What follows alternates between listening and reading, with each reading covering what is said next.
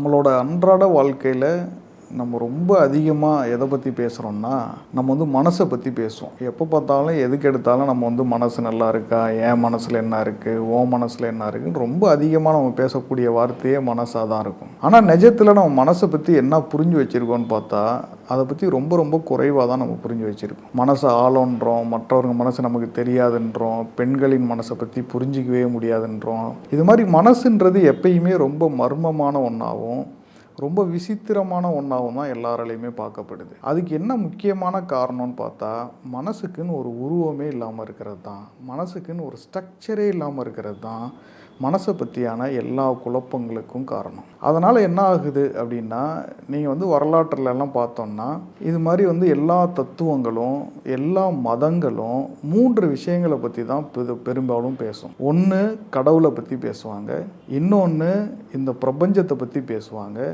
இன்னொன்று மனசை பற்றி பேசுவாங்க. அப்போ எல்லா தத்துவங்களும், உலகத்தில் உள்ள எல்லா மதங்களும் கடவுள், பிரபஞ்சம், மனசு அப்படின்ற இது 3 பற்றியான விளக்கங்களை கொடுத்து தான் அந்த மதத்தையே எஸ்டாப்ளிஷ் பண்ணிடுச்சு. இந்த 3த்துக்கும் என்ன ஒரு பொதுவான பண்பு அப்படின்னு பார்த்தோம்னா, இந்த 3த்துக்குமே உருவம் கிடையாது. கடவுளுக்கும் உருவம் கிடையாது, பிரபஞ்சத்துக்கும் உருவம் கிடையாது, மனசுக்கும் உருவம் கிடையாது. அது மட்டும் இல்லாமல் இது 3மே ரொம்ப ஒரு அப்ஸ்ட்ராக்டாக புரிஞ்சிக்கக்கூடியது. ஸோ அதனால் என்ன ஆகுதுன்னா, அப்போ எல்லாருமே இது 3 பற்றியும் அவங்கவுங்களுக்கு ஏற்ற மாதிரி கதைகளை சொல்ல ஆரம்பித்தாங்க.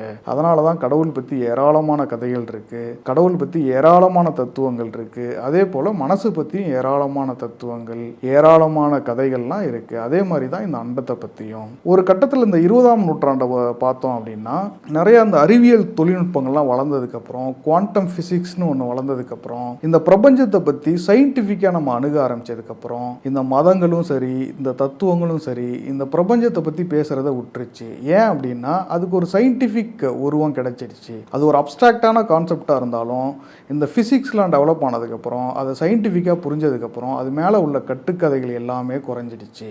அதே போல தான் மனசுக்குன்னு உருவம் இல்லாதனால அது எப்பயுமே ஆன்மீகத்தோட தொடர்புபடுத்தி மனசை ஒரு ஆன்மான்னு சொல்லி, மனசை ஒரு சாந்தி அப்படின்னு சொல்லி, மனசை ஒரு ஸ்பிரிட்டுன்னு சொல்லி எப்பயுமே கடவுளோட தொடர்புபடுத்திட்டு வந்துட்டு இருந்தோம். ஆனால் கடந்த 50 ஆண்டுகளில் இந்த காக்னிட்டிவ் நியூரோசைன்ஸ்ன்னு சொல்லக்கூடிய ஒரு மருத்துவ தொழில்நுட்பம் வளர்ந்ததுக்கப்புறம் மனசையுமே நம்ம இன்றைக்கெல்லாம் ரொம்ப சயின்டிஃபிக்காக பார்க்க ஆரம்பிச்சிட்டோம். அப்போ மனசு அப்படின்றது என்ன அப்படின்னு அறிவியல் சொல்லுதுன்னா, மனசுன்றது உருவம் இல்லை, அது ஒரு ஃபங்க்ஷனிங் யூனிட். அதாவது ஒரு செல்ஃபோனில் எப்படி ஒரு ஹார்ட்வேர் சாஃப்ட்வேர்னு இருக்கோ, ஹார்ட்வேருக்கு உருவம் இருக்குது, சாஃப்ட்வேருக்கு உருவம் இல்லை. ஆனால் அந்த ஹார்ட்வேரை இயக்குறது ஒரு சாஃப்ட்வேர் தான் இல்லையா?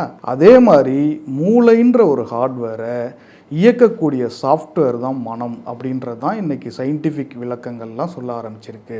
அப்போ எல்லாருக்கும் மூளை ஒரே மாதிரி இருந்தாலும் ஒவ்வொரு இண்டிவிஜுவலும் ஏன் வேறு வேறு மாதிரி இருக்கிறாங்கன்னா, அவங்களோட ஹார்ட்வேர் ஒன்றா இருக்குது, ஆனால் ஒவ்வொருத்தருக்கு இடையில உள்ள சாஃப்ட்வேர்னு சொல்லக்கூடிய மனசு வேறு வேறையாக இருக்குது. அப்போ இன்றைக்கி நீங்களாக இருக்கிறதுக்கு, நீங்கள் ஒரு யூனிக்கான ஒரு ஆளாக இருக்கிறதுக்கு, நீங்கள் ஒரு தனித்துவமான இண்டிவிஜுவலாக இருக்கிறதுக்கு காரணம் உங்கள் உடலில் உள்ள வேறு எந்த பாகமும் கிடையாது, உங்கள் மனசுன்ற ஒரு சாஃப்ட்வேர் தான் அதுக்கு முக்கியமான காரணம்.